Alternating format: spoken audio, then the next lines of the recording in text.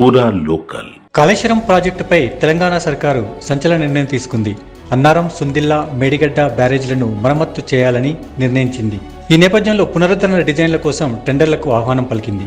NDSA committee దర్యాప్తు ఆధారంగా rehabilitation, రిపోర్టేషన్ డిజైన్లు చేయనుంది. డిజైన్ల కోసం అక్టోబర్ 15 మధ్యాహ్నం 3 గంటల వరకు గడువు విధించింది. అసెంబ్లీ ఎన్నికల ముందు మేడిగడ్డ బ్యారేజ్ కుంగిన సంగతి తెలిసిందే.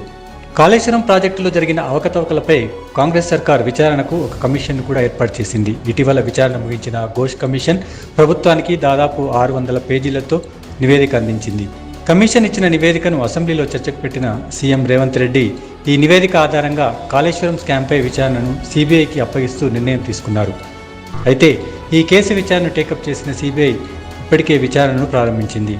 ఈ కేసు విచారణలో భాగంగా ఎఫ్ఐఆర్ నమోదు చేసిన సీబీఐ త్వరలో కేసీఆర్, హరీష్ రావు, ఈటల రాజేందర్తో సహా అధికారులను విచారిస్తుందనే వార్తలు వస్తున్నాయి.